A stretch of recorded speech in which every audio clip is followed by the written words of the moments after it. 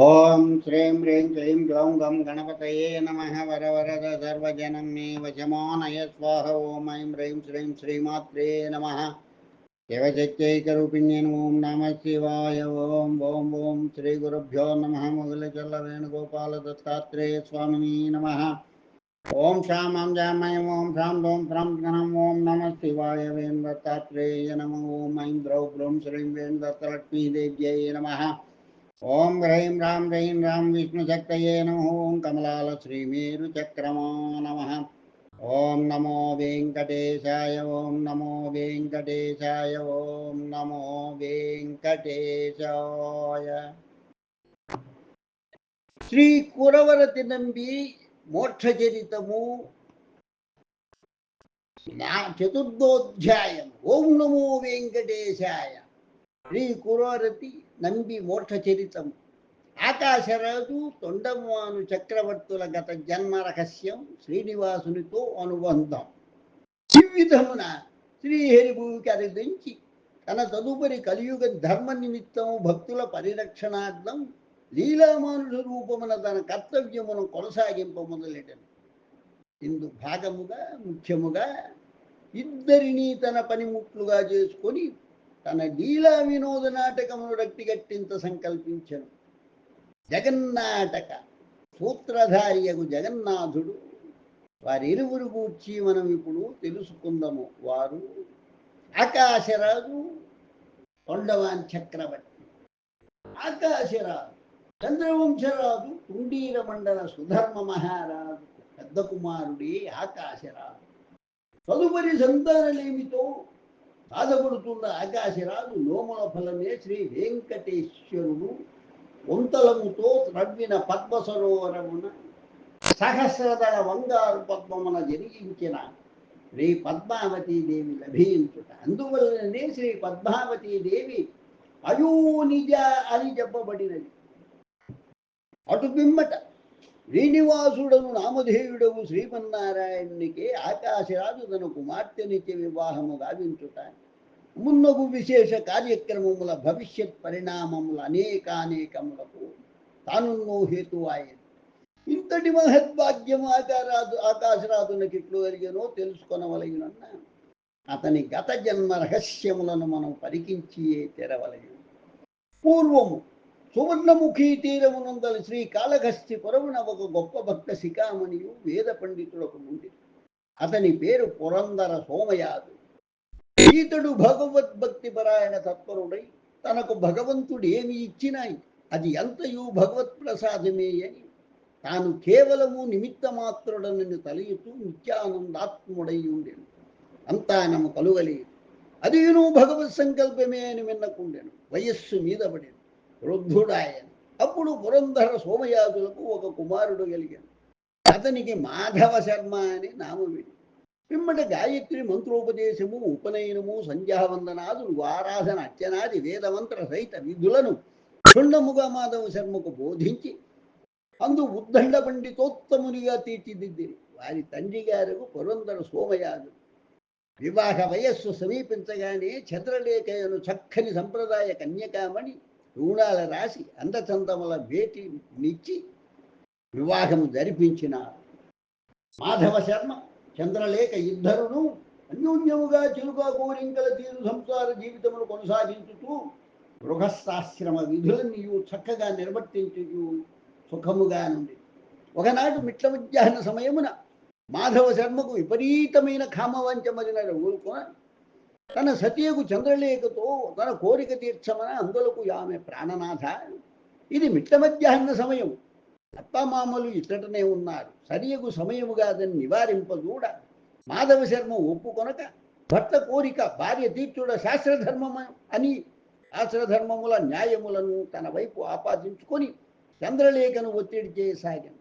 అంత చంద్రలేఖ సరి అనుచు ముందుగా మీరు దగ్గరలోని జలాశయం ఒడ్డున వేచియున్న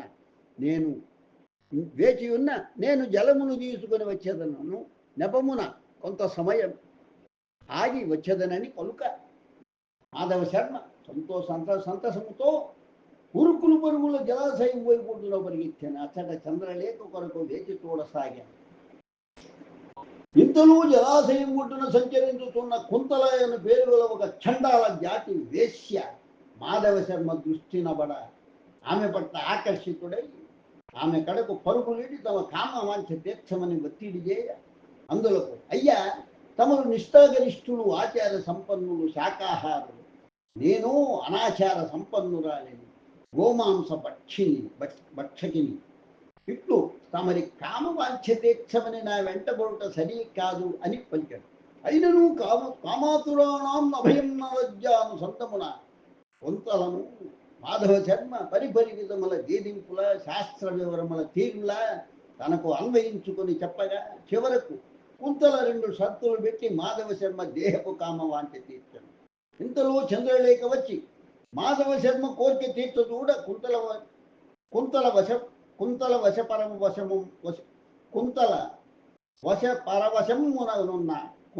వశపరవశముననున్న మాధవ శర్మ చంద్రలేఖను చిత్కరింపుల విడచివైచాడు.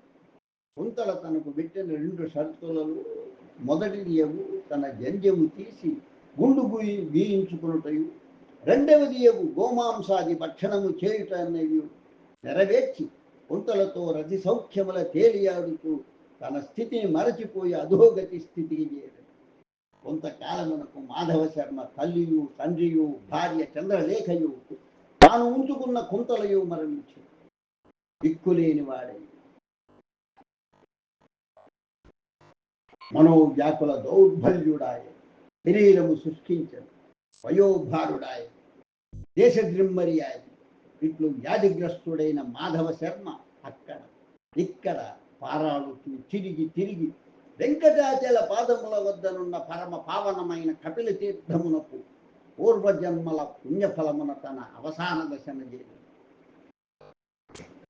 అదే సమయమున వెంకటాచలము కొందరు రాజులు భక్తులు కపిల తీర్థముల స్నానములు ఆచరించి వారి పితృదేవతలకు పిండ ప్రదానములు చేయుట చూచి తనలో తాను చేసిన తప్పులకు పాపకర్మములకు కుమిలిపోవచ్చు తన పితృదేవతలకు తానింతవరకు శ్రాద్ధం పెట్టలేదని విచారించుతూ కొంతమేరైన ప్రాయశ్చిత్తం చేసుకొనదలచి కపిల తీర్థముల స్నానమాచరించి తన వద్ద పిండ ప్రదాన పదార్థములేవీనూ లేనందున అచ్చోట వెంకటాచల పర్వత పాదముల వద్దనున్న మట్టితో పిండముల చేసి తన పితృదేవతలకు అర్పించి తాను వాటిని ఆరగించాడు. తర్వాత మిగతా వారితో కలిసి వెంకటాచలమునకు తాను పయనమయ్యాడు. అయితే సరియైన తిండి నిద్రలేని కారణమున మట్టితో పితృదేవతలకు పెట్టిన పిండ ప్రధాన పదార్థములనే తాను చేసుకొని తిన్నందున ఆయాసముతో అజీర్తి పెచ్చరిల్ల బల్లున వాతి చేసుకుంటూ కన్నులు గిర్రన తిరుగుచుండ ఆపు కొరకు వెంకటాచల పర్వతమునకు తలయానించి పడిపోయి ఎప్పుడైతే మాధవ శర్మ వెంకటాచలమున ద్రోహించ మొదలెట్టి తన తలను చేతులను శరీరాంగములన్నిటినీ వెంకటాచల పర్వతంలో తగులినట్లు జరిగను అప్పుడే అతని సర్వపాప కర్మపురాసులు విధ్వంసమాయ బ్రహ్మ ప్రత్యక్షమయ్యి మాధవ శర్మతో ఇట్లు పలికెను. ఓ ఈ మాధవ శర్మ, నీవెందడి పుణ్యాత్ముడవు, నీ పూర్వజన్మల పుణ్యఫలములే నీ పుణ్యశీలుల నొసంగు పరమ పావన వెంకటాచల పర్వతములకు చేర్చను. నీ వెంకటాచలమును అధిరోహించి అందులో స్వామి పుష్కరిన స్నానమును ఆచరించుతూ అన్నిత్యమోతోట కలిసి ఉన్న శ్రీ ఆదివరాహ స్వామిని సేవించి ధరించి దేహమును వీడుము. తదుపరి జన్మము నీ మోక్ష జన్మం. ఏలయన సాక్షాత్ శ్రీమన్నారాయణుడే శ్రీనివాసుడను నామదేవుడై రాగా నీవు తుండీర మండలము నారాయణపురం రాజు అయిన సుధర్మ మహారాజు కుమారునిగా జన్మించి అయోనిజగా నీకు లభ్యముగు సాక్షాత్ శ్రీ మహాలక్ష్మి అంశయము పద్మావతీదేవి నామధేయురాళ్లకు తండ్రిగా వ్యవహరించి ఆ కన్యకామణి శ్రీనివాసునికిచ్చి కన్యాదానం చేసి తరించుదు అని పలికి అదృశ్యుడాయ. అట్లే మాధవ శర్మ వెంకటాచలమును అధిరోహించి నిత్యక్రమము తప్పక నీ స్వామి పుష్కరిని స్నానమాచరించి నీ ఆదివరాహుల్ని సేవించుతూ మరణించి మరుజన్మలో ఆకాశరాజు అను నామధేయుడై తుండీర మండల మహారాజుయగు సుధర్మ మహారాజు ప్రథమపుత్రుడై తండ్రి తదనంతరం రాజ్యపాలన చేపట్టి ధర్మపరాయణుడై బిడ్డల లేమితో కలువరబడిన సమయమున తిరుచానూరులోని శ్రీ పద్మసరోవరమున కార్తీక మాసమున పంచమి తిథి నాడు ఉత్తరాషాఢ నక్షత్రయుక్త సహస్ರದ పద్మదళ సహస్రపద్మ పద్మదళముల నడుమ ఒక బాలిక దురుక అనంతఃపురమును చుట్టుకుని ఎల్లారు ముద్దుగా పెంచుకొనసాగింది. తర్వాత ఆకాశరాజు ధరణీదేవిలకు వసుధాముడు అన్న కుమారుడు కలిగాడు. ఆకాశరాజు ధరణీదేవిలకు వసుధాముడు అన్న కుమారుడు కలిగాడు. పద్మావతీదేవి యుక్త వయస్సునకు రాగానే శ్రీనివాసునికిచ్చి కన్యాదానం అందించడం ఉండగనవి తదుపరి అధ్యాయమున ముచ్చడించుకుందాం. ఇక ఇప్పుడు శ్రీనివాసునికి అతి ముఖ్యుడు, అత్యంత ప్రీతిపాత్రుడు, రెండవ వాడునకు తొండవమాను చక్రవర్తి, అతని గత జన్మ రహస్యము, శ్రీనివాసునికి తొండమానికి గల సంబంధం ఉన్నవి చర్చించుకుంటాము. తొండమాన్ చక్రవర్తి ద్వాపర యుగం ముగిశాడు, కలియుగము ఆరంభమాయ. శ్రీకృష్ణుని నిర్యాణము జరిగిపోయేది. ద్వారకలో యాదవుల నడుమ ముసలము ముట్టి ఒకరినొకరు నడుమ పోట్లాటలు జరిగాయి. ద్వారక సముద్రంలో మునిగి ఎదుకులమంతయు గాంధాయి శపించిన తీరును నశించాడు. కలివిద్యుండించి వికృత చేష్టలు చేయ మొదలెట్టాడు. ఆ స్థితిలో దక్షిణ దేశములకు చెందిన వైఖ్యానస వంశోద్భవుడు, భరద్వాజ గోత్రోద్భవుడును వైపు గోపీనాథుడును నామదేవుడైన గోపీనాథుడను నామదేవుడైన ఒక గొప్ప పండితోత్తముడు శ్రీకృష్ణుని గూర్చి ఘోర తపమనరించసాగి. ఇది గమనించిన బ్రహ్మదేవుడు అతనికి ప్రత్యక్షమాయ. శ్రీకృష్ణుడే యుగధర్మం ప్రకారమును ఇప్పుడు వెంకటాచలముపై స్వామి పుష్కరిణికి దక్షిణమున నిదురబోని చింత చెట్టు మొదలున ఇంద్రిణీ వృక్షము వల్మీకమునందు సేదతీరుచున్నాడు. కనుక నీవు ఉన్న ఫలమున వెంకటాచలమునకు బయలుదేరి శ్రీమన్నారాయణుని బయటకు తీసి వైకానస ఆగమోక్తముగా సకల అర్చన ఆరాధన ఆహారతి మున్నగు ఐంకర్యముల చేయుచు తరించుము. ఈ కార్యమున నీకు మార్గమధ్యమున రంగదాసుడను నామధేయుడైన శూద్రుడు ఒకండు పరిచయము. మీరిరువురును కలిసి శ్రీవారికి అన్ని సేవలు చేయమని సెలవిచ్చి బ్రహ్మదేవుడు అంతర్ధానుడాయ. అంతటి గోపీనాథుడు బయలుదేరి శ్రీకృష్ణనామ గానామృతముల తాను పులకించుతూ వెంకటాచలమునకు చేరు. చతుర్ముఖ బ్రహ్మదేవుడు నుడివినట్లే మార్గమధ్యమున రంగదాసుడను నామధేయుడైన ఒకండు గోపీనాథుని కలిశాను. ఇరువురును వెంకటాచలమునకు చేరి శ్రీ స్వామి పుష్కరిణ స్నానములాచరించి అర్ఘ్య జప సంధ్యా వందనాది కార్యక్రమముల ముగించి ఈ స్వామివారి కొరకై వెదుగసాగి శ్రీ వరాహునికి దక్షిణ దిశన ఒక పెద్ద చింత చెట్టు శాఖోపశాఖలుగా విశాలముగా విస్తరించి ఎండ పొడ అన్నదే పడనీక చప్పచ్చని ఆకుల మిసమిసలతో అనిపించ గోపీనాథుడు రంగదాసులు ఇరువురు చోటకు చేరి ఇంద్రిణీ వృక్షం మొదలుననున్న వల్మీకమునందు శ్రీ స్వామివారి పొడలు వెంటి అంతటి వారు గోక్షీరము శుద్ధ జలములతో వల్మీకమును అభిషేకించుతూ వైకానస ఆగమ శాస్త్ర ప్రకారం మంత్రోచ్చారణల గోపీనాథుడు చేయుచూ వల్మీకము ఆశాంతము కనుగొనట్లు చేసి అందరి శ్రీకాంతుని శ్రీధరుని మన గోవిందుని విగ్రహమును వెలుగడదీసింది. ఈ స్వామివారి సుందర సుకుమార రూప లావణ్యముల తీరు చూచి అచ్చరి ఉంది తన్మయానందులయ్యి. ఈవారు శతకోటి సూర్యులు మించి వెలుగు కాంతులతో శంకు చక్రములతో ఆధార చిరు దరహాసములతో కమలనయనముల చల్లని పున్నమి వెన్నెల వంటి ప్రసరణలతో అజానుబాహుడై శ్రీవత్సము ధనుర్బాణముల తగిలించుకున్న ఏనములతో కౌస్తుభమణి కంఠదారుడై శ్రీమహాలక్ష్మిని తన హృదయమున దాల్చి వజ్రమణిమయ రత్న ఖచిత మకుట కిరీట ధారుడై ఆద్యంతరహితుడై పరమపావన పాద పద్మపీఠముపై నిలిచి గోపీనాథుడు రంగదాసులకు అర్పించవారు హృదయానంద భరితులయ్యి.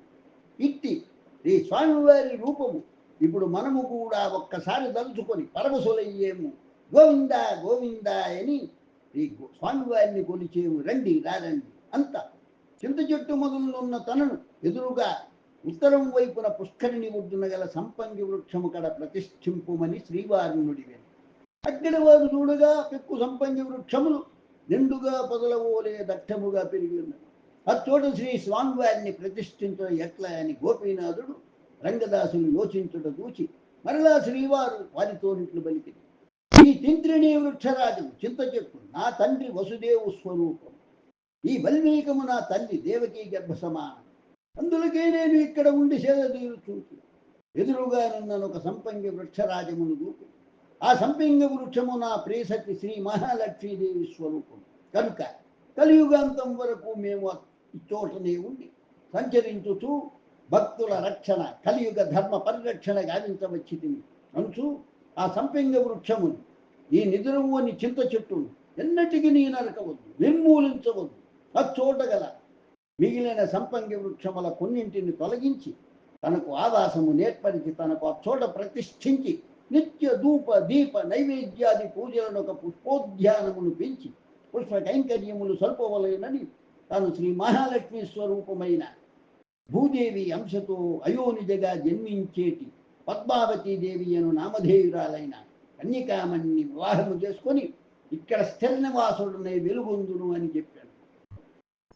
అప్పుడు రంగదాసుడు శ్రీవారు చూపిన సంపంగి వృక్షమును విడచి కొన్ని వృక్షములను ఛేదించి చోట 4 వైపులా 4 కొయ్యలు నాటి దానిపైన ఒక ఆచ్ఛాదనము గావించి ఒక మందిరము తీర్చిదిద్దాడు. అంత గోపీనాథుడు వైఖానస ఆగమోక్త శాస్త్ర ప్రకారం వేదమంత్ర సహితమున శ్రీహరి శ్రీమన్నారాయణ శ్రీకృష్ణుని మన గోవిందుని పుష్కరిణి తటమున దక్షిణ భాగమున తూర్పు ముఖముతో అలరాన్నట్ల ప్రతిష్ఠ గావించాడు.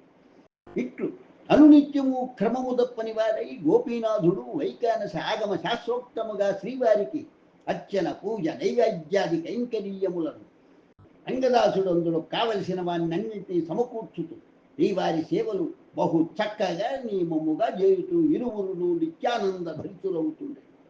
రంగదాసుడు చోట ఒక పుష్పోద్యానము వనమును తయారు చేశాడు.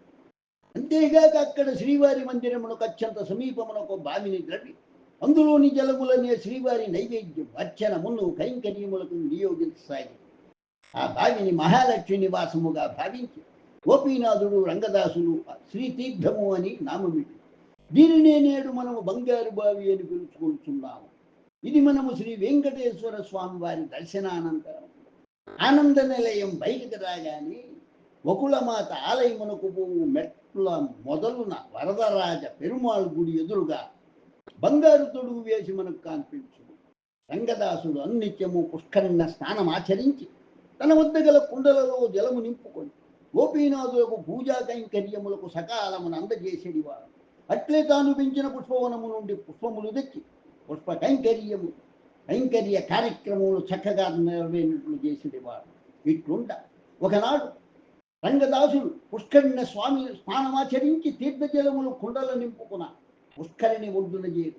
అట్టి సమయమున ఒక గంధర్వరాజు తన అందాల సొత్తులతో కూడి స్నానములు ఆచరించుతూ సరస సల్లాపముల మదోన్మత్తులై వివస్త్రులై ఉండట దూచి అంతటి రంగదాసునకు కూడా మనస్సు విచలితమాయ్యాడు. తనలో తానిట్లు అనుకుని, ఆహా, ఏవి ఈ గంధర్వుని భోగములు వైభోగములు ఎంత సౌఖ్యములను అనుభవించుతున్నాడు. ఇది కదా జీవితమైన అన్న అని ఇది కదా జీవితమైన అన్న అని యోచన చేయసాగాను. ఇంతలో చెప్పని, అయ్యో, ఈ దినము నేను ఇట్లేలా యోచన చేసి నేను పుట్టినది శ్రీవారి కైంకర్యములకు కదా. అందే కదా నిజముగు సుఖము నిత్యాధిష్ఠన పూజాది కైంకర్యములకు సమయము మించిపోతున్నదనుకుంటూ గబగబా స్నానమాచరించి కుండల జలముతో నింపుకొని ఆలయమునలోని గోపీనాథుల వారి చెంతకు గురుకుల ప్రభులకు భయవిహ్వలుడైతే గోపీనాథుడు కోపముతో, నేడు ఇట్లేల ఇంత ఆలస్యమైనదని అడుగా రంగదాసుడు వణుకుతూ జరిగినది విన్నవించి తన తప్పిదము మన్నించుము అని వేడ గోపీనాథుడు ఆగ్రహావేశముల రంగదాసుని చెప్పింపబోగా అంత శ్రీవారు, గోపీనాథ, ఇది ఎంతయో నాలీలయే. రాబో రోజులలో నేను మీకు ముందు చెప్పినట్లుగానే శ్రీనివాస నామధేయుడనైతే పద్మావతీదేవి అను కన్యకామణ్ణి వివాహము చేసుకునేది. మరుజన్మమున రంగదాసుడే తుండీల రాజ్యాధిపతి సుధర్మ మహారాజు రెండవ బిడ్డగా, పద్మావతీదేవి చిన్న అన్నగా, నాకు మామయ్యకు ఆకాశరాజు సోదరునిగా జన్మించి నాకు అనన్య అత్యంత ప్రీతిపాత్రుడైన భక్తుడై నాకు ఆవాసమును స్థిర నివాసము ఆనంద నిలయమును కట్టించి సకల సర్వోపచారములను చేయగలుగు అని పలుకుతూ, రంగదాస, నీవు చింతించకు, ఇది నేను నీపై గల ప్రేమ వాత్సల్యముతో చేసి నీ సేవలకు హృదయానంద భరితుడునైతిని అని ఊరడెల్లి చేశారు. కొంతకాలమునకు రంగదాసుడు శ్రీవారిని సేవించుచూ నిర్యాణము చెందారు.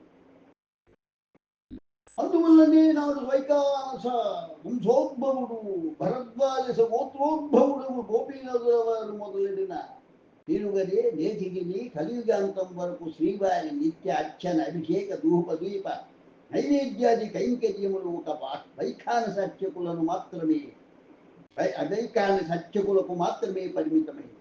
అట్లే వారికి మాత్రమే అట్టి అర్హత గలదు.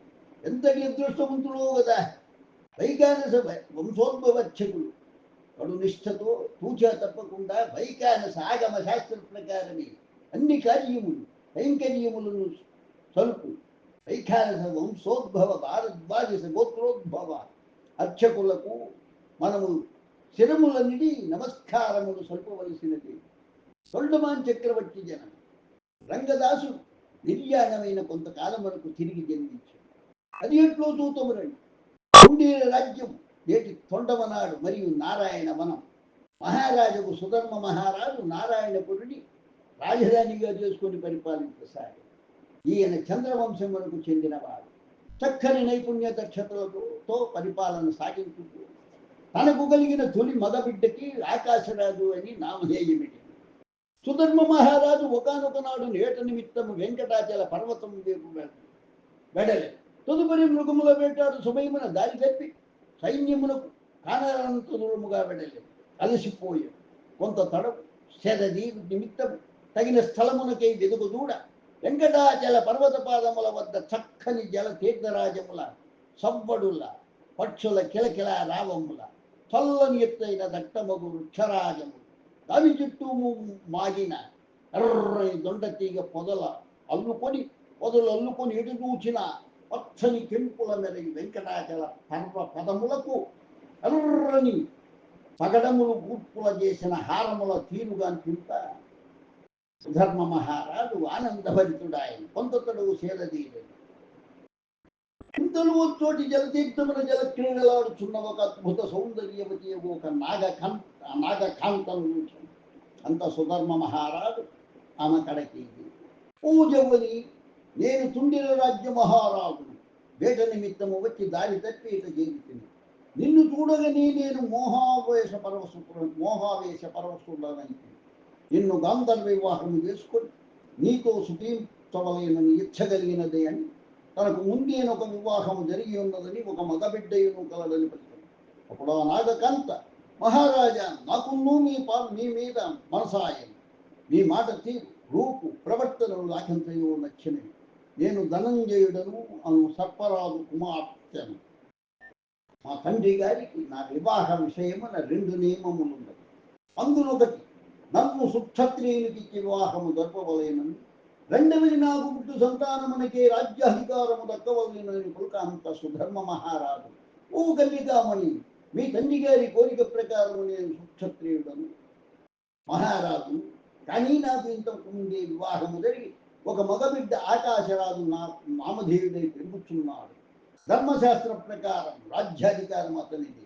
కానీ మహారాజుగా నాకున్న అధికారం హక్కుతో రాజ్యమును 2గా విభజించి మనకు పుట్టిన బిడ్డకు రాజ్యాధికారమును అప్పగించి రాజును చేయగలవాడేనని అంత నాగకంత సంతోషముతో అంగీకరించగా ఆమెను సుధర్మ మహారాజు గాంధర్వ వివాహము చేసుకొని వెంటనే వెంకటాచల పర్వతముల కపిల తీర్థ పరిసరముల సరస సల్లాపముల మునిగి తేలియాడసాగి. ఇట్టు కొంతకాలము గడిచిన పిమ్మట సుధర్మ మహారాజు తన మహేయవు నాగకాంతతో, ఓ నా ప్రియసఖి, నేను మహారాజును గాన నా సౌఖ్యములతో పాటు ప్రజల మాన ప్రాణ సుఖ శాంతుల పరిరక్షణ నా బాధ్యత. అందుకే నీవు అనుమతినిచ్చిన నేను తిరిగి వెడలుదును అని పలుక అంత నామె ప్రాణనాథ, అట్లే కానివ్వండి, మీ విధులకు నేను అడ్డంకిగా మీ వంశానుకూలము ఇప్పుడు నా గర్భమును అంకురించినది. నేను మా లోకమునకి నా తండ్రి గారికి జరిగినదంతా వివరముగా చెప్పి ఒప్పించి మనకు పుట్టేటి బిడ్డది సుక్షత్రియులుగా సకల శాస్త్ర పారంగతునిగా యుద్ధ నైపుణ్య కౌశలంతో తయారు గావించి మీ వద్దకు పంపుతుంది. మీరు నాకు మాట ఇచ్చిన తీరుగానే మన బిడ్డడికి అర్ధరాజ్యం ఇచ్చే వృత్తాభిషక్తిని గావించు. మన కలయికకు గుర్తుగా మీ రాజముద్రికనిచ్చిన దానిని మన బిడ్డ మీ కడగొట్టు సమయమున మీకు గుర్తు కొరకై పంపించదనని పలుక సరియని సుధర్మ మహారాజు తన రాజముద్రికను ఆ నాగకాంత ప్రసంగించాడు. ఈ విధముగా సుధర్మ మహారాజు తిరిగి తన రాజ్యమునకు తిరిగి రాజా నాగకాంత తన లోకమునకేగి తన తండ్రికి జరిగినదంతయు చెప్పి తన తండ్రి కోరిక ప్రకారమే తన వివాహమును ఒక సుక్షత్రియునితో జరిగినని తనకు పుట్టము గుడ్డకు రాజ్యాధికారము దక్కునని చెప్పగా అంత సర్పరాజు సంతసించి సమ్మతించాడు. కాలము వేగముగా పరిగెత్తసాగం. నాగకాంతకు ఒక మగబిడ్డ కలిగింది. అతడు అన్ని విద్యలయంలో ఆరితేలేదు. తన తండ్రి కడకేగుటకు తల్లిని ఆజ్ఞనిమ్మని అప్పుడు ఆమె ఇట్లు పెట్టాడు. నాయన, నేను మీ తండ్రి గారు కలిసిన తీపి గుర్తుగా నీవు పుట్టింది. నీ తండ్రి గారు తాను నిన్ను విడిచి వెళ్ళు సమయమున తన రాజముద్రిక నా చేతి కొసంచాడు. ఇదిగో దానిని నీకు ఇస్తున్నాను. దీనివల్ల నీ తండ్రి నిన్ను సులువుగా గుర్తించి ఆదరించగలరు. అట్లే నీవు నారాయణపురి పోవు వేళ మొదట వెంకటాచల పర్వత పాదముల వద్ద అలరారుతున్న కపిల తీర్థములకు పోయి చక్కగా స్నానమాచరించి అతడగల పరమశివుని అభిషేకాదులను నొచ్చుకొని నీ దేహము చుట్టూ చోట గల దొండ తీగలను మెండుగా చుట్టుకొని వెళ్ళు. ఏలయన నేను మరియు నీ తండ్రి గారు సంసార సౌఖ్యములను కపిల తీర్థమున గల దొండపాదుల నడుమ దొండ తీగలను చుట్టుకొని సరస సల్లాపముల తేలియాడి అనుభవించి అట్టి దొండ తీగలు చుట్టుకున్న నిన్ను చూడగనే నీ తండ్రికి సర్వము జ్ఞప్తికి వచ్చును అని ఆశీర్వదించి పంపాను. ఆ బాలుడు తన తల్లి ఆజ్ఞ ప్రకారము కపిల తీర్థము చేరి స్నానమాచరించి పరమశివుని అభిషేకించి అర్చించి దొండ తీగలు తన శరీరము చుట్టూ చుట్టుకొని సుధర్మ మహారాజు ఆస్థానమునకేగి తన తల్లి ఇచ్చిన రాజముద్రికను చూపాను. అంత దొండ తీగలు చుట్టుకొని దొండపో పొదల నడుమ తాను తన భార్యయు నాగకాంత పడసిన సౌఖ్యము తీపి గురితే తన ఎదుటనున్న బాలుడని గుర్తించి రాధరముగా బాలుని నాయన దొండమానులు అనుచూ కౌగలించుకొని ముద్దాడుతూ తన కుమారునిగా స్వీకరించిన సుధర్మ మహారాజు. దొండమానులు అను నామమే ఆ బాలునికి స్థిరపడి కాలక్రమం అనేది తొండమానులు రాజ్యాధికారము తన తండ్రిచే నొసంగబడిన కారణమున తొండమాను చక్రవర్తి అను నామము చరిత్రన సుస్థిరమాయ. శ్రీనివాసునితో తొండమాను చక్రవర్తి అనుబంధము. ఈ విధంగా పూర్వపు శ్రీవారి అనుంగు భక్తుండము రంగదాసుడే తన తదుపరి జన్మమున తొండమానుడను పేరున ప్రసిద్ధి అయి పూర్వజన్మ సంస్కారములచే శ్రీవారికి గొప్ప భక్తుడై ఆకాశరాజు తమ్ముడైనందున శ్రీనివాసుడు వివాహమాడిన శ్రీ పద్మావతీదేవి చిన్న అన్నయ్య అయినందున శ్రీనివాసునికి చిన్న మామగారయ్యి అట్లి అనునిత్యము రహస్య బలమార్గమున తన అంతఃపురము నుండి బయలుదేరి వెంకటాచల పర్వతము చేరి అచ్చోట కొలువై వెలుగుందేటి శ్రీనివాసుని నిత్య పుష్ప కైంకర్యాది పూజలు చేస్తూ శ్రీనివాసుని కోరిక మేర గోపుర ప్రాకార సహితముగా ఆనంద నిలయమును వరాహస్వామి గోపుర నిర్మాణములను గావింపజేసి శ్రీతౌర్ధుడు ఆయన పూజితివి కదా. అపౌర శ్రీనివాసుని కరుణా కృపా కటాక్షములు తన భక్తుని ఎవ్విధము చరిత్ర పుటల కలియుగాంతం వరకు ఆచంద్రతానార్కము నిలిపినాడు. శ్రీనివాసుడు తన వివాహము పద్మావతీదేవితో జరుగు సమయమందు పెత్తనమంతయు మన తొండమాను చక్రవర్తిదియే. ఇక తదుపరి అధ్యాయంలో శ్రీనివాసుని శ్రీ పద్మావతి శ్రీనివాసుల పరిణయోత్సవము గురించి తెలుసుకుందాము. ఇది శ్రీ కురువరతి నంబి మోక్ష చరితమున ఆకాశరాజు తొండమాన్ చక్రవర్తుల గత జన్మ రహస్యములు శ్రీనివాసునితో వారి అనుబంధము అను చతుర్థోధ్యాయం సంపూర్ణము. ఓం నమో వెంకటేశాయ. ఓం నమో వెంకటేశాయ. ఓం నమో వెంకటేశాయ. శ్రీ కురువరతి నంబి మోక్ష చరితము పంచమోధ్యాయం శ్రీ పద్మావతి శ్రీనివాసుల పరిణయం. శ్రీమన్నారాయణుడు శ్రీ మహాలక్ష్మి తపమున తన కొల్హాపురి చేరి పలుమార్లు తన వెంట వైకుంఠమునకు రమ్మని బ్రతిమలాడి పలు విధముల ప్రార్థించను. అయినను తనకు జరిగిన అవమానమును తాను సహించలేనని తాను వైకుంఠమునకు తిరిగి రానని కఠినముగా వచ్చాను. అంతటా శ్రీహరి కొల్హాపురి వీడి అడవుల కొండల గుట్టల నడుమ తిరిగి తిరిగి తిరుచానూరు చేరి, తిరుచానూరు అనగా శ్రీకాంత శ్రీ మహాలక్ష్మి ఊరు కొలువైన ఊరు క్రమేణా తిరుచానూరుగా ప్రసిద్ధమైనది. శ్రీకాంత ఊరు శ్రీ సుఖమహర్షి ఆశ్రమ ప్రాంతము కూడా అయినందున ఈ ప్రాంతమును శ్రీ సుఖనూరు అనియు తిరుచుకనూరు అనియు తిరుచానూరు అనియు పిలుచుకు. ఇప్పుడు శ్రీమన్నారాయణుడు తిరుచానూరు చేరి తన కుంతలాయుధములతో ఒక సరస్సు త్రవ్వి దాని ఎదురుగా శ్రీ సూర్యనారాయణ్ణి ప్రతిష్ఠించి అన్నిత్యము అందలి పద్మములతో శ్రీ సూర్యనారాయణ్ణి పూజించి శ్రీ మహాలక్ష్మి కొరకై తపమాచరించసాగి. ఈ విధంగా 12 సంవత్సరములు శ్రీపతి తపమాచరించిన దివ్య పుణ్య తీర్థమే నేటి తిరుచానూరు. శ్రీహరి దివ్య తపఫలితమున శ్రీ మహాలక్ష్మీదేవియే పద్మ సరోవరములో సహస్రదళ పద్మమున అలర్మేల్ మంగ లేదా పద్మావతీ దేవిగా ఆవిర్భవించను. అలర్మేల్ మంగ అనగా పద్మపోయి ప్రకాశించున్నది లేదా అయోనిజే అయిన శ్రీకాంత శ్రీ మహాలక్ష్మీదేవి పద్మదళముల నడుమ స్వయం వ్యక్తమైనది అని. ఇక్కడ మనకు శ్రీ మహాలక్ష్మీదేవి కొల్హాపురిలో శ్రీ మహావిష్ణువుని వీడి తపమాచరించుకుంటుండగా తిరిగి తిరుచానూరు పద్మ సరోవరమన పద్మోద్భవినిగా శ్రీ పద్మావతీదేవి నామముతో ఎట్లు ఎందుకు ఆవిర్భవించినను సందేహము మెదలవచ్చు. ఇందుకు మనము కొంత త్రేతాయుగ శ్రీరామ కథను, శ్రీరామచంద్ర ప్రభువుల వారు సీతమ్మ వారి కోరికపై వేదవతికి ఇచ్చిన వరమును మరించిన కొంతలో కొంత వివరముగా తెలియగవచ్చు. త్రేతాయుగమున శ్రీ సీతారామ లక్ష్మణుల అరణ్యవాస సమయమున చివరి సంవత్సరమున అనగా 13వ సంవత్సరములు 13 సంవత్సరములు పూర్తి అయిన వెంబట రావణాసురుడు సీతమ్మ వారిని అపహరించి లంకకుని పోయి అశోకవనమును ఉంచగా అప్పుడు వేదవతి లంకలో సీతాదేవి బదులు తాను ఉండి అచ్చోటి రాక్షస బాధల మాటలను పలు కష్టములను పడి తదుపరి శ్రీరామ లక్ష్మణుడు హనుమ సుగ్రీవాది వానర వీరులతో కూడి లంకా నగరంపై దండయాత్ర చేసి వానర సైన్య సహకారంతో శ్రీరాముడు రావణాసురుని సంహరించాడు. తన ప్రియసతియకు సీతాదేవి పాతివ్రత్యము గుర్చి తనకు తెలిసి ఉన్నను లోకులు కాపులు వద్ద సత్యమెరిగిన వాడు కనుక సీతమ్మ వారికి శ్రీరాముడు అగ్ని పరీక్ష పెట్టాడు. సీతమ్మ వారి రూపములో ఉన్న వేదవతి అగ్నిగుండమున దూకి తిరిగి భూమి నుండి సీతాదేవితో అగ్ని పునీత బయటికి వచ్చాడు.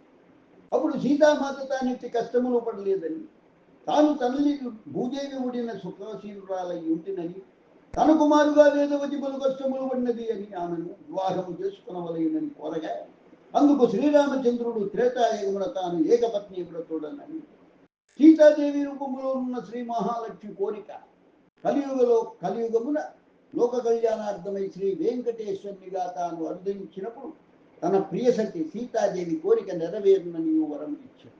ద్వాపరయుగం ముగిసింది, కలియుగారంభమాయ గాన శ్రీమన్నారాయణుడు సీతాదేవి కోరిక నెరవేర్చుటకు పద్మమున జయించున్న శ్రీ మహాలక్ష్మి మరి యొక్క అంశను ఈ వేదవతిని కళ్యాణము గావించుకొని లోక కళ్యాణము గావింపదలిచినందువలన ఈ పద్మావతీదేవిని పెళ్లియాడని. ఆహా చూచితిరి కదా మన శ్రీమన్నారాయణ ఔన్నత్యము ఎంతటి వరప్రదాయకుడు. లోకధర్మరక్షణకై తనను తన సుఖ సౌఖ్యములను త్యజించి మన కొరకై భూమిపైకి యుగయుగమున ఏలవచ్చుచున్నాడు. శ్రీ పద్మావతీదేవి పవిత్ర కార్తీక మాసంలో ఉత్తరాషాఢ నక్షత్రమున పరమ పవిత్రమైన పంచమి రోజున శ్రీహరి శ్రీమన్నారాయణుడు నిర్మించిన పద్మ సరోవరంలో సహస్రదళ బంగారు పద్మమున చిన్ని పాపములే ఉద్భవించను. పద్మము మీద ఉద్భవించను గాన పద్మావతి అను నామముతో పరిఢ వెళ్ళారు. అందువల్లనే నేటికి నీ తిరుచానూరు నందున ఈ పద్మావతీ దేవికి పంచమీ తీర్థ మహోత్సవములను తిరుమల తిరుపతి దేవస్థానం వారు ఘనంగా జరుపుతున్నారు. అలాగే ఉందని పంచమీ తీర్థమి నాడు శ్రీ వెంకటేశ్వరుడు తన అంకుశతీకు శ్రీ పద్మావతీ దేవికి బంగారు పట్టు వస్త్రము, తన కంఠమునందరి స్వర్ణాలంకృత సహస్ర కాసుల పేరు మాలను, పసుపు కొమ్ములతో కూడిన పసుపు మొక్కలను, పలు ప్రసాదములను ఆభరణములను అర్పించి వారి తరఫున సారెగా తిరుమల నుండి తిరుచానూరుకు పంపుతున్నారు.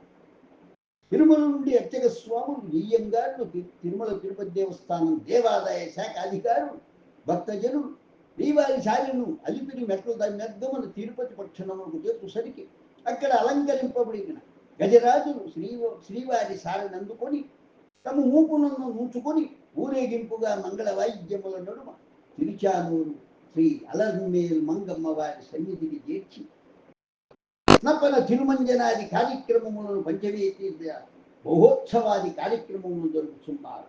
పంచమీ తీర్థమి నాడు తిరుమల ఆనంద నిలయమున శ్రీ వెంకటేశ్వరుని దర్శించు వారికి ఆనాడు ప్రత్యేకముగా పసుపు కొమ్ము మొక్కల అలంకరణముల శ్రీ స్వామివారి దర్శనము యగును. అందుకే తోటి శ్రీ స్వామి భక్తులారా, పంచమీ తీర్థం నాడు తిరుచానూరు పద్మ సరోవర స్థానం తిరుమల శ్రీ వెంకటేశ్వరుని దర్శనము కడు మంగళకరం, శుభకరం, శ్రీకరం, తప్పక దూచి ధరించవలసిందిగా వేడుకొనుచున్నాను. తిరిగి అసలు విషయములు కూర్చి ముచ్చరించుకున్నది తుండీర మండలం రాజు సుధర్మ మహారాజునకు ఆకాశరాజు అనుసుతుడు జన్మించాడు. ఆకాశరాజు ధరణీదేవి అను నామము గల కన్యామణి వివాహమాడి వివాహమై చాలా సంవత్సరములైనను వారికి సంతాన భాగ్యం కలుగలిగి అంతటా ఆకాశరాజు అంగీరస మహాముని సలహా మేరకు తెరిచానూరు నందు ఒక యజ్ఞము చేయదలచి అత్తోటి పద్మ సరోవరమునకు రాగా అందు సహస్రదళ పద్మము నడుమ చేయించుచున్న ఒక చిన్నారి బాలికను చూచి రాజదంపతులు పలు సంతసము. ఆ ముద్దులకు బాలికను తమతో కూడా తుండీర మండల రాజ్య రాజధాని నారాయణపుర అంతఃపురమునకు తీసుకుని పోయి అల్లారు ముద్దుగా పెంచసాగి పద్మమున దొరికిన గాను పద్మావతీ దేవి అని నామమిడి కాలక్రమమున ఆకాశరాజునకు ఒక కుమారుడు కలిగిన అతనికి వసుధాముడని నామమిడి. ఇక ఇక్కడ మన శ్రీ మహాలక్ష్మి లేని శ్రీమన్నారాయణునికి మానసిక స్థితి కడు వర్ణనాతీతం. వైకుంఠపురిన శ్రీ భూదేవి ఇరువురి పాదసేవల అరమోర్పు కలువ కన్నులతో శేషశీముడై సర్వదేవతలారాధ్యుడై పూజ్యుడై వెలుగుండి సకల సృష్టికి స్థితికారుడై పోషించు ఈ మహావిష్ణువునకు భూమిపై చేరగనే అంతయు శూన్యముగా కనిపించింది. అతని మానసిక స్థితి వర్ణింపనలవిగానిదాయని దేవతలను దుఃఖించసాగి తిరుచానూరులో 12 సంవత్సరములు తపమునరించి తిరుగాడుతూ తిరుమలగిరుల ఆదివారాక క్షేత్రమునకు చేయడం. తిరిగి అలసిపోయి శ్రీమన్నారాయణుడు ఒక పెద్ద చింత చెట్టు క్రింద చేరి చెట్టు మొదలనున్న పెద్ద పుట్టలోనికి చేరి తలదాచుకుని చూచిదిరా గృహలక్ష్మి ఇల్లాలు లేకున్నా సాక్షాత్తు శ్రీహరి స్థితి గతి. పుట్టలో చేరి ఆకలి దప్పులు అల్లాడుచు లక్ష్మీ అని పలవరించుతూ అల్లాడు వైకుంఠపతి వేదనలు చూచి దేవతలు అందరూ బ్రహ్మ శివుని కడకు చేరి వారి ఆవేదన వెళ్ళబుచ్చింది. తక్షణ తరుణోపాయము ఆలోచింపమని వేడ అంతట బ్రహ్మ ఈశ్వరుడు ఇరువురు శ్రీ మహాలక్ష్మీదేవి దగ్గరకు కొల్హాపురి చేరి పలు తీరులు అర్థించేది వేడి శ్రీహరి దరి చేరమనేది. అందులకు శ్రీ మహాలక్ష్మి ససేమిరాయన చివరకు వారి కోరికపై శ్రీమన్నారాయణ్ణి ఆకలి దప్పుల తీర్చుతాను గోపాలికగా మారి బ్రహ్మదేవుడను ఆవుగాను శివుడను దూడగను మార్చి ఆ ప్రాంతపు రాజుకు చోళరాజుకు అమ్మాను. ఆవు దూడలు బహు చక్కగా వివిధ తీరు నడవడిక నడతతో అందముగా నుండి తక్కిన ఆవుల మందన మెలసి తిరిగాడుచు వేతకు వెడలుచు గోవుల కాపరిని మైమరపించి నేరుగా శ్రీహరి ఉన్న పుట్ట దగ్గర చేరి గోవు తన పాలను ధారగా వింపదూడ ఆ క్షీరమును శ్రీమన్నారాయణుడు ద్రాటి తన ఆకలి దప్పులు తీర్చుకొనసాగాడు. గోవుల కాపరి ఇంటికి మరలి వేళకు మునిపే తిరిగి ఆవుల మందన చేర్చుంటుంది. గోవు దూడ చక్కని పొదుగుతోనున్నది, కానీ క్షీరము దీయ దూడలు రావాయి. గోవుల కాపరికి ఆశ్చర్యమవుతుండేది. ఒకనొక రోజు చోళరాజు గోవుల కాపరిని పిలిచి తన సతీమణికి నాడు ఆ గోవు క్షీరమే కావలేనని పలుక కాపరి రాజా, ఈ గోవు దూడలు దూకుడుకు కడు చక్కని లక్షణములతో ఉన్నవి కానీ పాలన మాత్రం ఇయ్యట్లేదని. అంతటా రాజు కోపించి రేపు మేము కోరిన గోవు పాలు లేకున్న శిక్షార్హుడవయ్యేదమని పలుక గోవుల కాపరి గడగడ వణకుతూ ఇంటికి చేరింది. మరునాడు గోవుల కాపరి యథావిధిగా రాజుగారి మాటలకు చింతించుతూ భయవ్యక్తుడై ఆవుల మందను అడవికి మేతకు కొనిపోయి మేలుతున్న ఆవుల మందపైన ఒక కన్ను వేసి ఉంచాను. ఇదిట్లుండగా ఆవుల మందలోని ఆవు రూపములో ఉన్న బ్రహ్మ, దూడ రూపంలో ఉన్న శివుడు మెల్లగా మంద నుండి ఏర్పడి ఇంకొక వైపునకు జనుటను గోవులు కాపరి చూచి వాటి వెనుక మెల్లగా కాన్ఫిడెన్స్గా నక్కి వెంబడించాను. ఈ హరి ఉన్న పుట్టగడ ఏరి తన పొదుగు నుంచి పాలను పుట్టలోనికి ధారలుగా కారుతున్న ఆవుల నుంచి కోపోద్యుక్తుడైన గొల్లవాడు తన చేతనున్న గొడ్డలిని ఆవుపై విసిరి, గొల్ల విసిరిన ఆ గొడ్డలి ఆవుకు తగులునేమో అయిన పుట్టలో పాల్గొవుచున్న శ్రీహరి ఒక్క ఉదుట లేవగా గొడ్డలి శ్రీహరి నుదుటికి తగిలి రక్తము ధారాళముగా ప్రవహించింది. దీన్ని చూచిన గొల్ల అచ్చడికచ్చటనే మరణించాడు. గోవు దూడల రూపంలో ఉన్న బ్రహ్మ ఈశ్వరులు మాయమయ్యారు. విషయము తెలిసిన చోళరాజు ఉరుకుల పరుగుల చోటికి చేరగా శ్రీహరి చోళరాజును చేసిన పాపము తప్పక అనుభవింపవలనంటూ పిశాచిని గమ్మని శపించాడు. తదుపరి శ్రీహరి శాంతించి తనను తొలుత చూచి మరణించిన గొల్లవాని వంశస్థులకి కలియుగం అంతం వరకు తన మొదటి దర్శనం, తొలి దర్శనం అని అతన్ని సన్నిధి గొల్ల అందులని తనకు ఆకాశరాజు కూతురకు శ్రీ పద్మావతికి వివాహముకు సందర్భమున ఆకాశరాజు తనకు ఒక బంగారు కిరీటమును కానుగ్గా ఇచ్చునని, తాను దానిని శరముపై ధరించగానే రాజుకు శాప విమోచనమునని చోళరాజునకు చెప్పాడు. చోళరాజు పిశాచిగా మారి శ్రీనివాస పద్మావతి వివాహ సమయం ఎప్పుడు ఆసన్నముగునాయని వేచి చూడసాగి. ఈ లక్ష్మి ఎడబాటు కట్టుకున్న లేక తిరుగాడు శ్రీహరి విషయము విన్న వరాహస్వామి తన సన్నిధిలో ఉండి తనను సేవించుతూ సపర్యలు చేయు కులమాత ఈమె పూర్వజన్మమున చిన్ని కృష్ణుని పెంచిన యశోదాదేవి. కులమాతకు త్వరలో శ్రీహరిని పర్ణశాలకు అనుదించు, అతను నీ కుమారుడే, అతనికి సపర్యలు చేసి వేళకింత భోజనమును గోక్షేరము మొదలుకున్నవి తినగా రావగా చేయమని తెలిపాడు. కులమాత తన ముద్దులతో నేను గోవిందుని రాకై 1000 కన్నులు ఎదురు చూడసాయి. రాజ్య సమయము రాని వచ్చింది. నుదుట గాయముతో శ్రీమన్నారాయణుడు నిస్సత్తువ నిస్పృహతో వడలిన వాడై కులమాత పర్ణశాల వద్దకు చేరి ఇట్లు చేరిన శ్రీహరిని చూచి ఒకళమాత దుఃఖ ఆనంద భక్తురాలై కన్నుల వెంట నీరు ధారాళముగా పారుతుంటా, నాయన శ్రీనివాస, ఇన్నాళ్లకు నీ తల్లి జ్ఞాపకం వచ్చినదా? తలపై ఆ గాయం ఎన్నడు తింటివో ఏమో, అసలు ఏమైనా తిన్నావా లేదా అంటూ లోటాడు పాలను తీసుకుని వచ్చి రాయించి పర్ణశాలలోని కొనిపోయి తన ఒడిలో పరువును చేసుకొని తల మీది గాయమునకు ఆకుపసరులు మునుగు వాన్ని వేసి తల గాయమునకు ఒక గుడ్డ దుట్టి విశ్రమింపజేశాడు. తన తల్లి ఊడి చేరగానే గోవిందుడు శ్రీహరి చిన్ని బాలకృష్ణుడై తనువు తీరాన్ని విధించాడు. నాటి నుండి ఒకళమాత శ్రీహరిని శ్రీనివాస అని పేరును పిలుచుకుంటూ కంటికి రెప్పవలి నాడు యశోదగా తాను తన చిన్ని కృష్ణుని ఏ విధంగా చూసుకునేను అట్లే చూసుకొనసాగాను. శ్రీనివాసుడును తన తల్లి ఒకళమాతకు అనుగుణముగా నడుచుకొనసాగాడు. కాలక్రమేణా తలకు గాయము మానిపోయింది. కానీ ఆ గాయము వద్ద కురుల లేవి స్పష్టముగా కనిపించుతుంట అది చూచి ఒకళమాత ఇంత అందముగు బిడ్డకు చందమామలోని మత్సవలి ఈ గాయపు మత్సను ఉన్నదని బాధపడసాగాడు.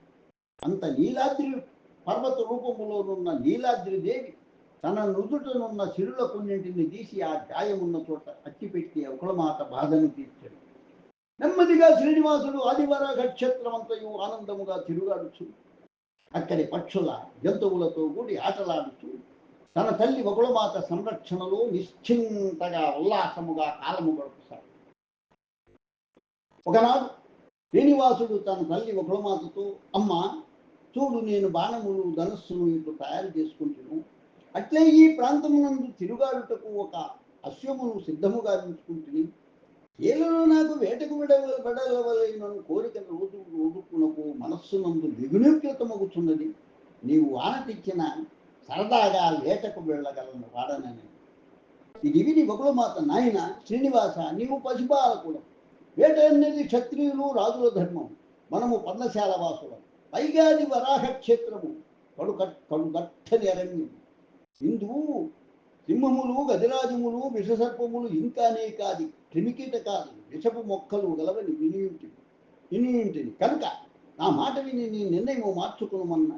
అంత శ్రీనివాసుడు కడు చక్కని నగవులను వెళుతూ తన తల్లిని తన నవ్వుల మరపించి మైమరపించి ఒప్పించి సిద్ధముగా ఉన్న అశ్వరాజుపై ఆశీనుడై వేటకు బయలుదేరి తుంటూరు మండలంలోని ఆకాశరాజు తన ముద్దుల కాలాల బట్టి శ్రీ పద్మావతి దేవి యుక్త వయస్కురాలయ్యింది.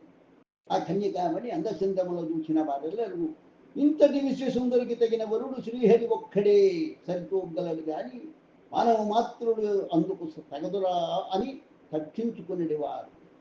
ఈ పద్మావతి దేవి నడతల దూచి తల్లిదండ్రులు ఆకాశరాజు ధరణీదేవిలు ఇరువురు తెగ పొంగిపోయేవారు. తాను తన చెలికలతో కూడి కొంత తడువు నారాయణవన పరిసర ప్రాంతముల వనవిహారం చేసి వచ్చదమని తన తల్లిదండ్రులకు శ్రీ పద్మావతీదేవి విన్నవించారు. అందులో శ్రీ పద్మావతీదేవి తల్లిదండ్రులు సరియని తోడుగా కొద్ది సైన్యమును సమకూర్చుకుంది.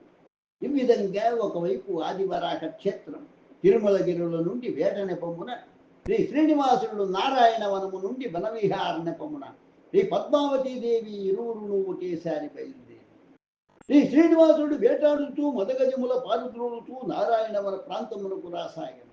శ్రీ పద్మావతీదేవి తన చెలికెత్తెలతో ఆటపాటలాడుతూ వనవిహారము చేయుచుండరు. ఇంతలో గజరాజముల పారద్రోలుతూ తమ వైపు వచ్చుతున్న శ్రీ శ్రీనివాసును చూచి పద్మావతి చెలికెత్తెలు కేకలు వేయుచూ పరపురుషుడెప్పుడూ వదుతున్నాడంటూ అతన్ని బెదిరింపచూస్తుండగా పద్మావతీదేవి చెంతకు చేరి తన కంటి వలపు చూపుల ఈ పద్మావతీదేవిపై శ్రీనివాసుడు విసర ఈ పద్మావతీదేవి తన సమ్మోహనాస్త్ర చూపుల శ్రీనివాసుని పైన సాధించగా ఒకరిని చూచి ఇంకొకరు ఇద్దరును మైమరిచిపోయి ఇట్టి స్థితిలోనున్న పద్మావతీదేవిని చెలికెత్తెలు బలవంతంగా వెనుకకు తీసుకుని వెళ్ళసాగి శ్రీనివాసుడు పద్మావతీదేవి ఇరువురు ఒకరినొకరు దూచుకొనుతూ మైమరచి మనస్సును ఆనందపు ఊయలుగా వెనుకకు తిరిగి ఒకరినొకరు మరీ కన్నుల పులకరింపుల చేసుకునుతూ పులకరింతల పరవశించుతూ శ్రీనివాసుడు వకుళమాత వర్ణశాలకు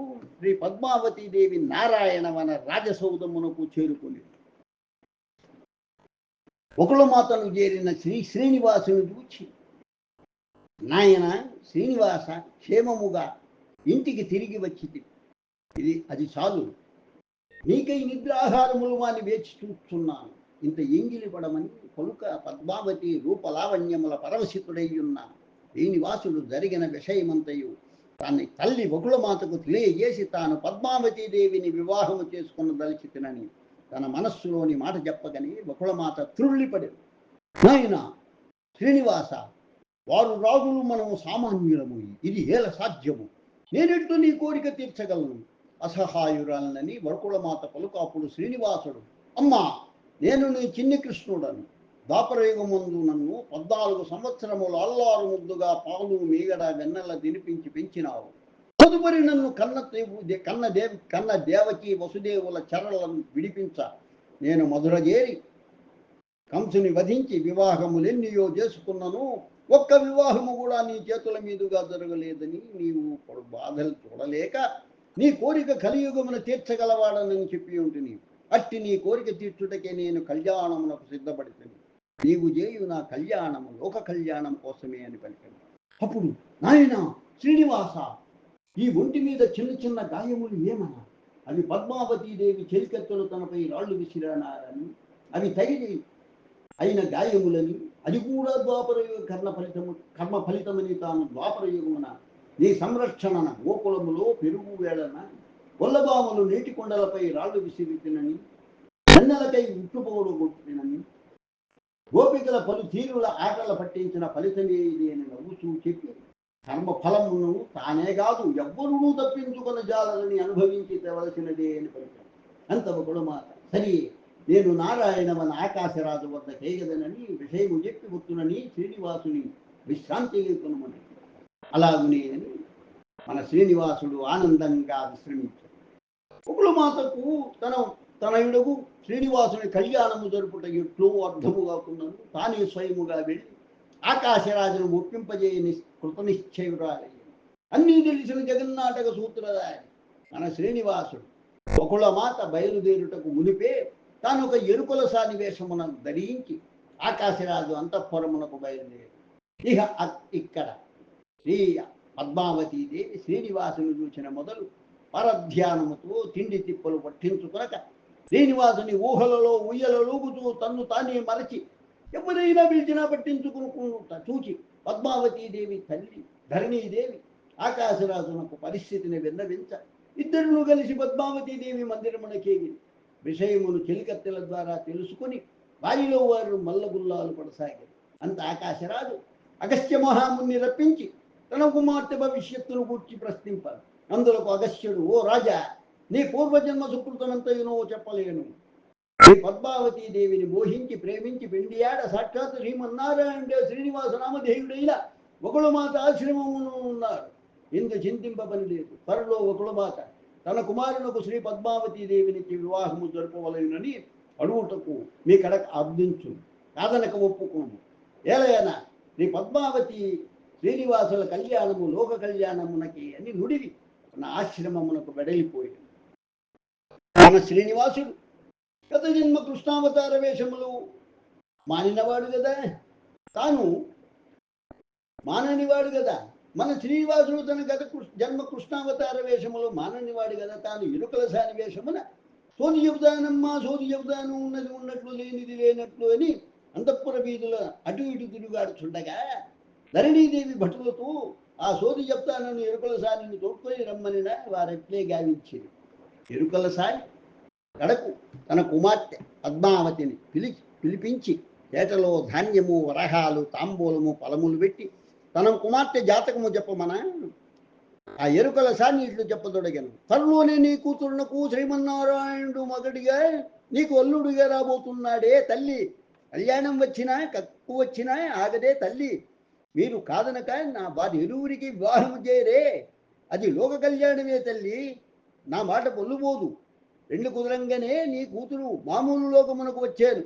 నీ కాబోయే అల్లుడు పేదవాడని తలవద్దే తల్లి. అతనికిచ్చి పెళ్లి చేసి కన్యాదానం చేసి మీ జన్మలు తరింపజేసుకున్నరే తల్లి. ఇది జరిగే తీరుతుంది, తప్పదు. నా మాట పొల్లుపోదు అని చెబుతూ పద్మావతీదేవి తన కన్నులలో చూడమని చెప్పి నవ్విను.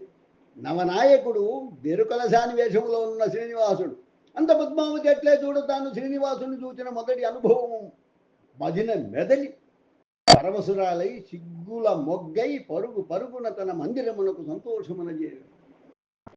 అప్పుడు ఎరుకలసాని ధరణీదేవి ఆకాశరాజులతో ఇంకొంత తడవున ఆదివరాహ క్షేత్రము నుండి బగుళమాత వచ్చునని మీ ఇంటి పిల్లను తన కోడలిగా చేసుకునేదనన్నా కాదనవలదని తాను సెలవు తీసుకొని ఎరుకలసాని చెప్పినట్లే తానటు వెడలగానే రాజభటులు ఆదివరాహ క్షేత్రం నుండి బగుళమాత అను నామదేవురాలు ఏతించినని ఆకాశరాజు ధరణీదేవులకు విన్నవించ తీసుకురమ్మని నోటికి వచ్చిన బగుళమాతను సుఖాసీనురాలు చేసి సర్వోపచారములు వర్ణించి ఆమె రాక కారణమేమని అడిగి అంత ఆమె తన కుమారుడి పేరు శ్రీనివాసుడైన యూత తమరి కుమార్తె శ్రీ పద్మావతీదేవిని చూసి మనసుపడినాడని వివాహం చేసుకున్న ఆ కన్యనే చేసుకుంటున్నని పట్టుబట్టినాడని తెలుప అందులకు ఆకాశరాజు దంపతులు, అమ్మ మాకు నీది సమ్మతమే. ఏలైనా మీ రాకకు మునిపే మా కుమార్తె మానసిక స్థితి చూచి మా గురువర్యులు అగస్త్య మహాముని వారిని రప్పించ ఈ పద్మావతీదేవి శ్రీనివాసుల వివాహము జరిపించమని చెప్పినారు. అంతేగాక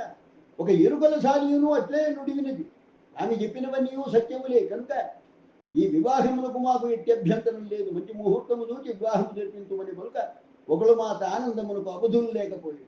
తడు సంతసమున తన ఆశ్రమంలోకి జరిగినదంతయు శ్రీనివాసునికి చెప్పాడు. శ్రీనివాసుడు ఏమీ తెలియని వారి పోలే గుణా అనుతూ తనకెంతో సంతోషముగా ఉన్నదని తన తల్లి బహుళమాతను కావలించుకొని ముద్దుడు. అంతయును బాగుగానే ఉన్నది. నాయన శ్రీనివాస, ఓడలు ఆగప్ప శ్రీమంతురాలు రాజకుమారి, వారి తాగతుకు మనము తోగలేము. మరి అంగరంగ వైభవముగా వివాహం జరుపుటకు ద్రవ్యము పరిస్థితి ఏది? ఎవరెవరిని వివాహములకు ఆహ్వానించవలేదు.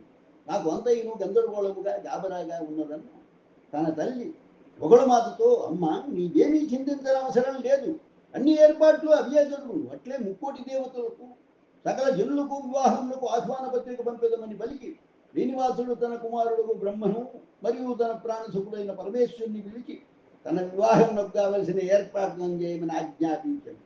అట్లే శ్రీనివాసుడు కుబేరుని పిలిచి లోక కళ్యాణార్థం తన వివాహము జరుగుతున్నది కావున ద్రవ్యముగా అప్పుగా ఇమ్మన్నాడు. అంత కుబేరుడు అప్పు ఇచ్చుటకు తనకు అభ్యంతరం లేదని, ఇది కలియుగము కావున నా అప్పును వడ్డీతో సహా తీర్చుదు అని నమ్మకమేమి. అందులకు తను ఒక అప్పు తీసుకున్నట్లు పత్రము రాసి అందులకు సాక్షులను కూడా పిలిపించి సాక్షి సంతకములు చేయించవలెనన్న అంత శ్రీనివాసుడు సరి అయిన అప్పు తీసుకున్నట్లు పత్రము రాసి అందు బ్రహ్మ మహేశ్వరులతో సాక్షి సంతకం చేయించి ద్రవ్యము నిమ్మని.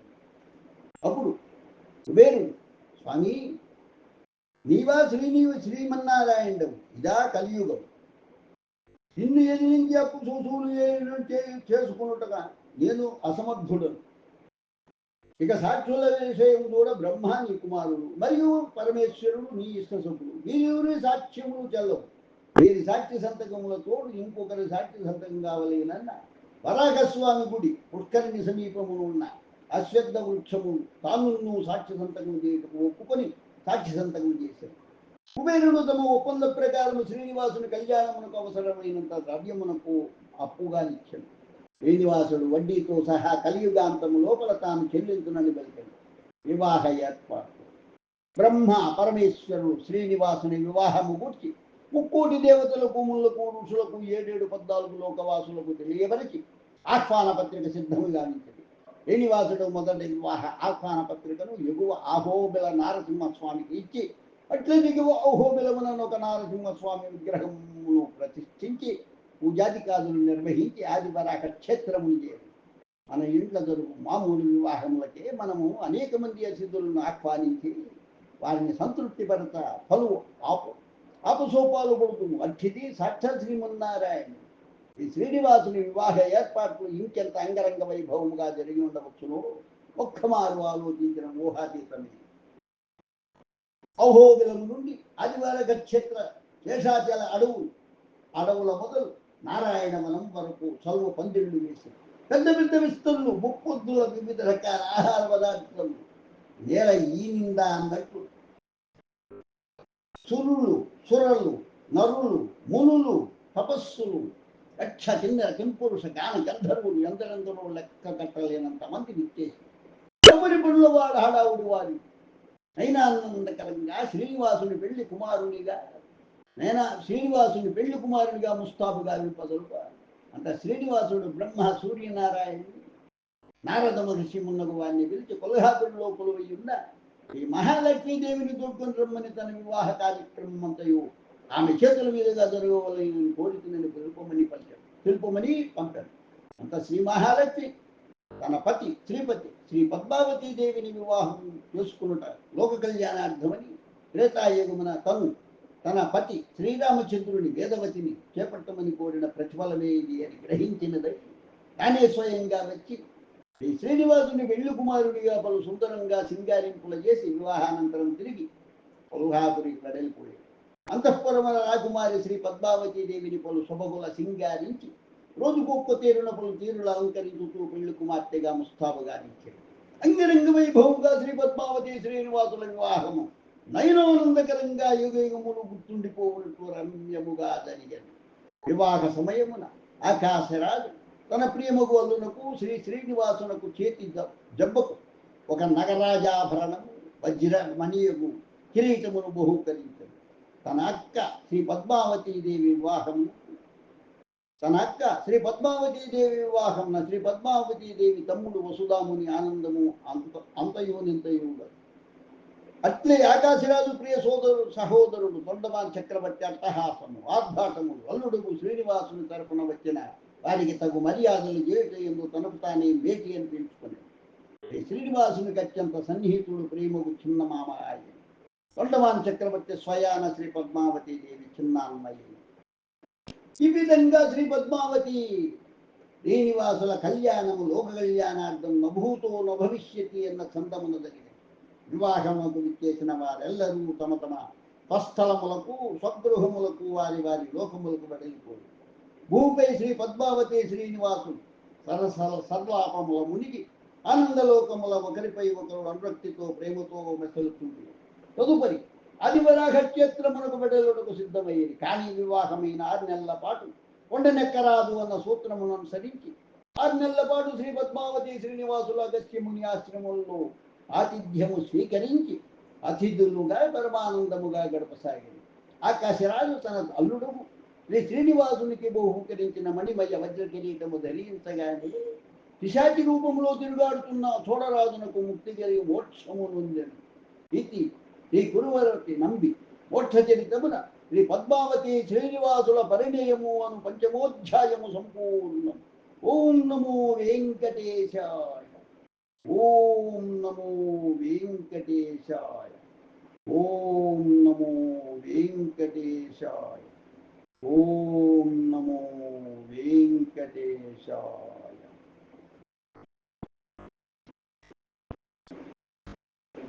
లోకా సమస్తా సుఖినో భవంతు. లోకా సమస్తా సుఖినో భవంతు. లోకా సమస్తా సుఖినో భవంతు. ఓం శాంతి శాంతి శాంతి. స్వస్తి.